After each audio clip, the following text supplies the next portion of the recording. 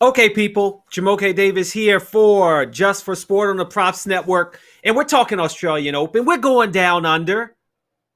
We're going down under, and I'm going under because I got to first start this segment off by saying I'm still Team Team.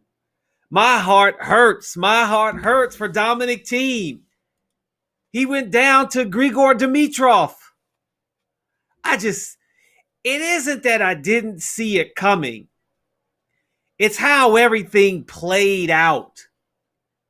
Dominic Thiem came all the way back from two sets down and then won the next three sets to Nick Kyrgios. Of course, Nick Kyrgios is the darling of Australia. But when Dominic Thiem was down two sets, I was like, oh boy, this could be it. Then he won 6-3. Then he won 6-4. Then he won 6-4. Now, it's great that he won three straight sets. But the problem is, it took him 5 sets to win it. Now, in most cases, you could say, okay, well, but the other opponent had to play a full game too. He had to play a full match. Well, he didn't. Dimitrov barely played because Pablo Carreno Busta had to retire in the second set. So Dimitrov was well rested, 6-0. He won the first set, but obviously something was wrong with Carreno Busta, and then he tried to go in the second set, only got to one game, and had to retire. So Dimitrov was feeling great. Meanwhile, Dominic Thiem is just exhausted. He's exhausted. That's unfortunate because then he lost in straight sets 6-4, 6-4, 6-0. So at the end of this segment, I'm going to have to pick a new men's champion. And I'm not happy about it, but I'm still Team Team. Still Team Team. All right, I'm going to use BetMGM as we look at the futures on the men's and women's side. And on BetMGM, they have a promo. You can receive a $10 live free bet when you place a $25 wager on the Australian Open. So that's good. That's good. It's good news. But if I'm trying to pick the next men's champion, it's tough. And it's tough for a couple of reasons. The first one is that I may be in the minority, but I don't know if I really want to see a Nadal or Djokovic again. I wasn't just Team Team because I do like his game, Dominic Thiem's game, but also I know that there's this whole greatness thing. You got Tom Brady winning on this side. I'm talking about Serena Williams, Tiger Woods. He won the Masters in 2020, and these older players still playing, as if they were in their prime, but at an older age. And I like Team Team. I like Team Team.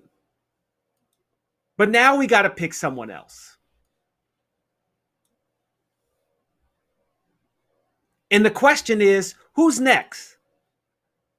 When you look at the draw, who's next? You've got Novak Djokovic, who it took him 4 sets to beat Raonic. Zverev seems to be cruising through the Australian Open. He only lost 1 set, and that was the very first set in the first round, 6-7. After that, 3 straight sets. I like his chances. And then also in the quarterfinals,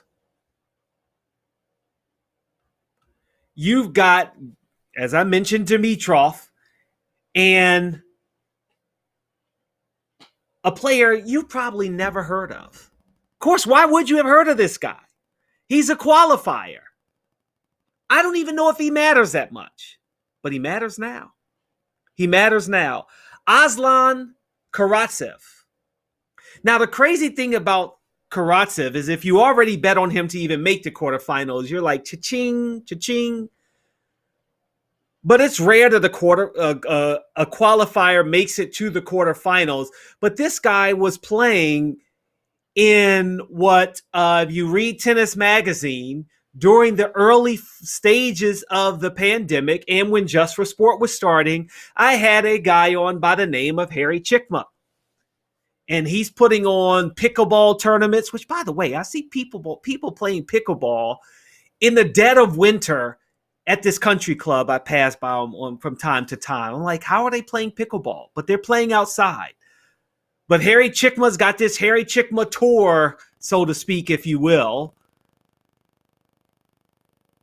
And there were select tennis players, more lower level tennis players that were playing tournaments in a very pandemic safe, COVID-19 lockdown way in the early parts of 2020. And Karatsev was playing in one of those tournaments. How crazy is that? And now here he is in the quarterfinals of the Australian Open. And he's the only one on the stage that we can say that, maybe it was due to the fact that he was able to get in the country from Russia during a pandemic and was playing 2, 3, 4 matches in a 48-hour period. Just tennis. Because that's what these guys, they eat, sleep, breathe tennis. In another match in the quarterfinals, you got Rublev versus Medvedev. The number 7 seed versus the 4 seed, which is another thing that we'll talk about as well, is if you notice outside of Karatsev, we are now at the point where if you look at the seeds, we got Nadal at 2, Tsitsipas at 5. They're playing on the bottom part of the draw in the quarterfinals as well. But 2 top 5 players. Then you've got Medvedev at 4 versus Rublev at 7. Right? You're seeing a trend. We're weeding out the lower seeds. So if you bet on a lower seed or a quarterfinalist like Karatsev just to get to this point, you did good. But Dimitrov is an 18th seed. And then we've got Djokovic number 1 versus Zverev at 6. Now it's tough as I go back. It's tough for me to pick a Rublev versus Medvedev because they're countrymen. They know each other's game well.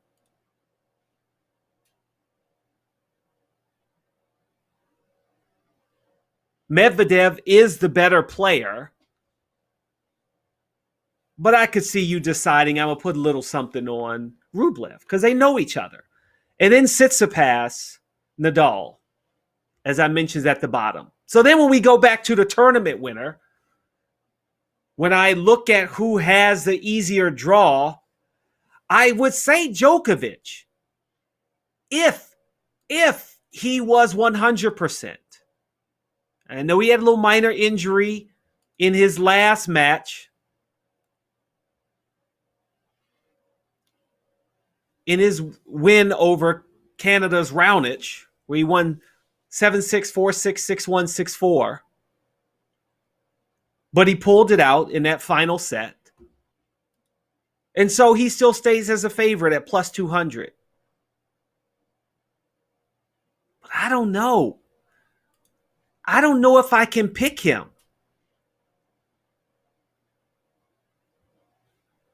The funny thing is, I feel like the German, Zverev, may have a chance to upset Djokovic.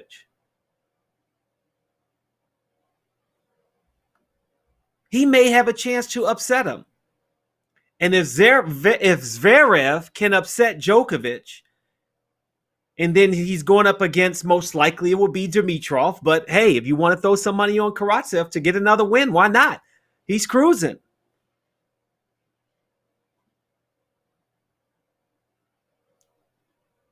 Then I could see Zverev in the final. And if he's in the final, to me, that means it's anybody's game.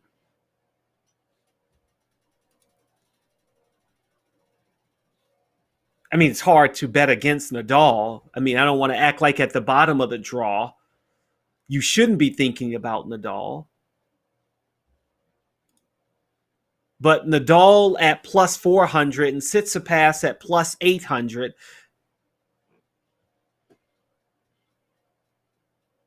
I could see it end up being a Nadal Zverev final.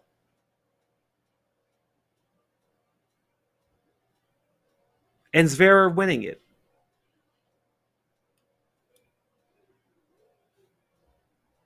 At plus 700. You can bet with me. You can.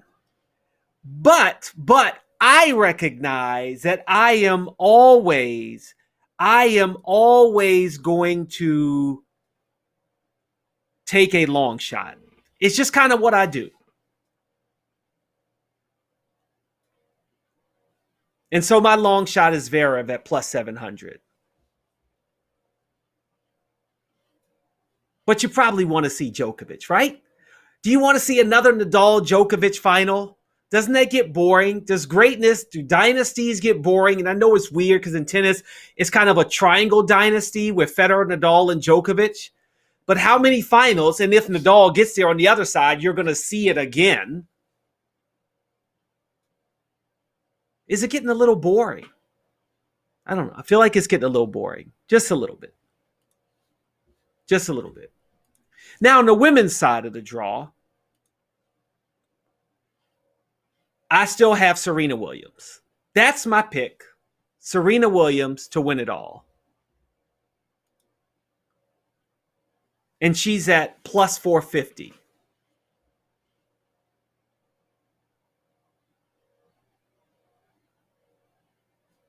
Four and a half to 1 to win it. Can Serena do it based on the way the draw is set up right now? Now, in fairness to the guests that I had on when we did our Australian Open preview, Frank Hanrahan, Ava Wallace, and Mark Stern, we were doing that show before the draw was out, which isn't easy to do. It's not easy to do. But the bottom half of the draw,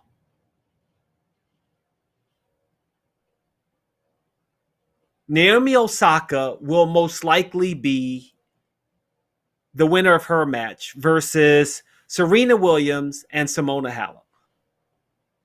Now that's a tough match. That's a tough match.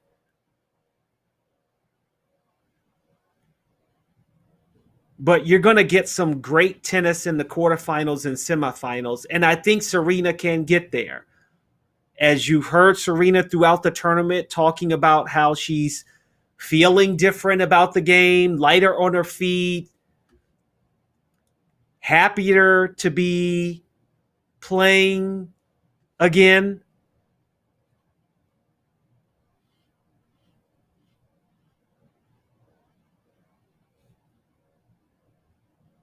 I still like Serena Williams to get there.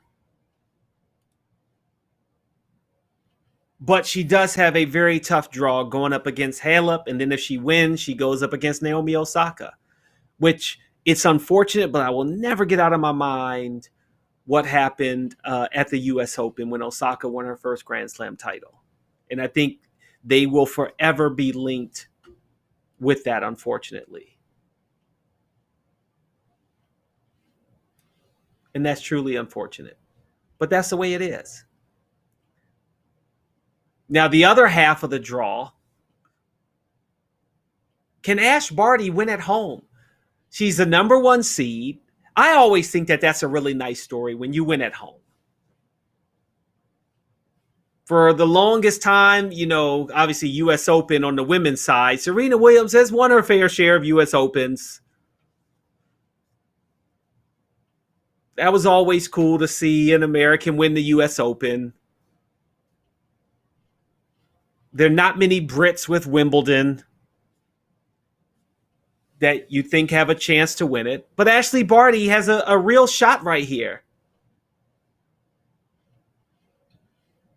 She's going up against the number 25th seed, Muchova.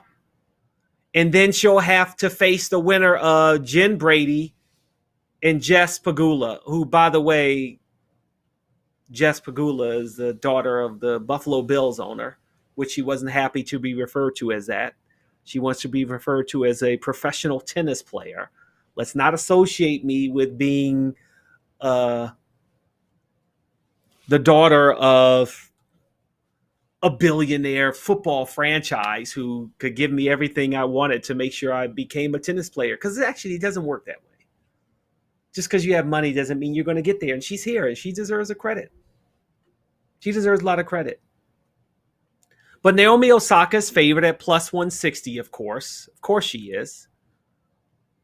Ash Barty is right behind her at plus 275. Serena Williams at plus 450.